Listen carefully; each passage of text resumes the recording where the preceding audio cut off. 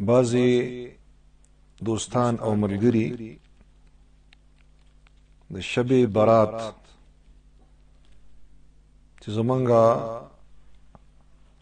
د خلقو درمیان کې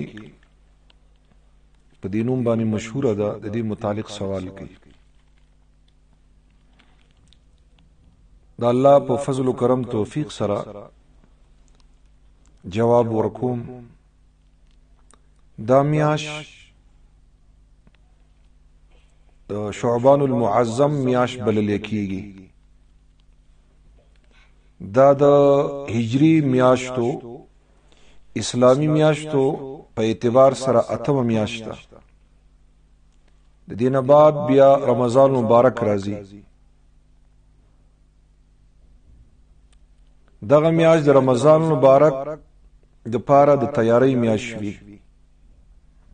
رسول الله صلی الله تعالی علیه وسلم معمول داو، عادت طیبه داو چې په دې میاشت کې به نبی علیہ السلام د نورو میاشتو په نسبت باندې زیات روزي نیولي، او د علیه الصلاۃ والسلام معمول عادت طیبه مبارکه په دې میاشت کې د ډیر صدقې او خیراتو.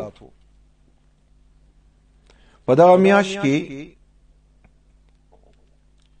15 شپه راځي، بعضی خلک ورته 15 وي، او دیتا لیلۃ البراءت د نجات شپه. د دغه شپې بعضی فضایل پر روایتو کې نقل کړي شوي دي. د عائشہ رضی الله تعالی عنها روایت دی، فرمایي چې ما په دغه شپه باندې د شعبان المعظم په 15 شپه د شب براءت د 15 په شپه باندې ما علیه الصلاۃ والسلام ولټولو. علیه الصلاۃ والسلام په بستر باندې نه وو، نو زه د علیه السلام پسې ووتلم.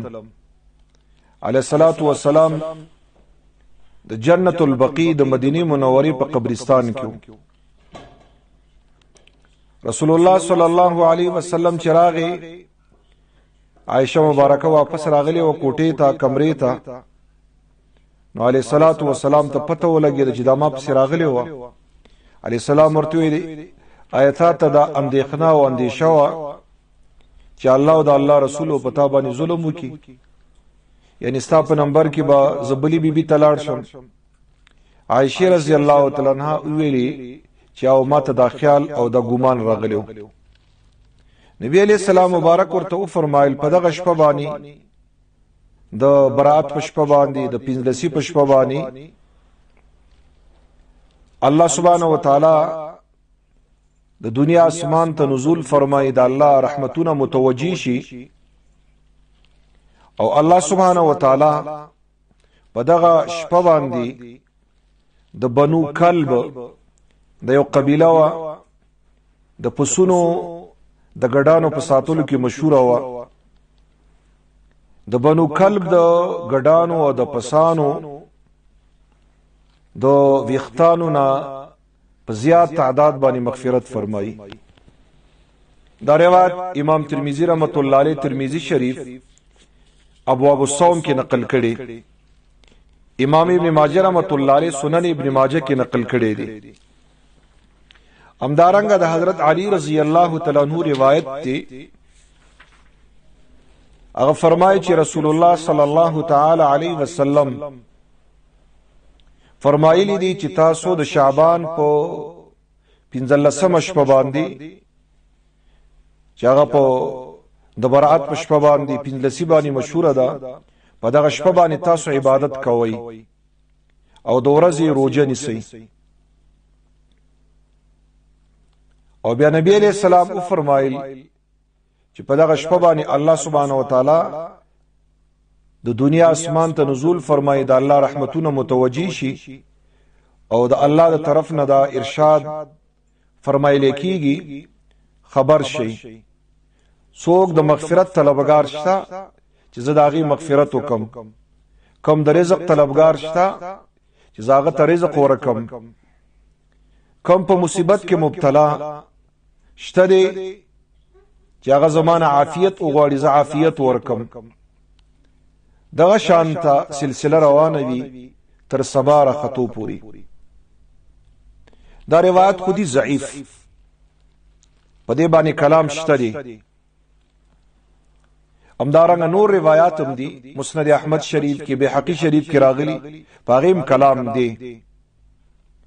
لیکن علماء اصول حدیث لیکي په فضائل اعمال کې، په ترغیب کې په ضعیف روایاتو باندې عمل کیدی شي، لیکن شرط بداوي چې موږ هغه ضروری ونه ګڼو، تر استحباب پورې محدود وګڼو، لازم ونه ګڼو. همدارنګه زمونږ بعضی کتابونو په دغه شپه باندې د ډېر عبادت کولو، د استحباب او د فضیلت خبره کړې ده، او د شعبان المعظم په 15مې ورځې باندې د روژې نیولو د استحباب خبره کړې ده. ضروری نه ده، التزام بنوي. زه یو څو حواله در کوم.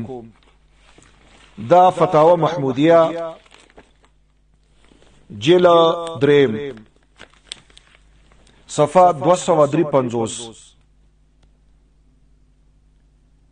لیکي و د براءت پشپا باندې، شب براءت باندې د 15 پشپا باندې रात में नफली इबादत करना, फिर दिन में रोजा रखना, मौका मिल जाए तो चुपके से कब्रिस्तान जाकर मर्दों के लिए दुआई खैर करना. बस दगा कारून साबित थी. देना अलावा चिकम कारून साबित नहीं दी, सबूत और सनद न लरी, दागे नजान सातल पकार दी. अमदारंगा دا فتاوا قاسمیه ده. فتاوا قاسمیه جلد 2 صفحه نمبر 509 دلته لیکي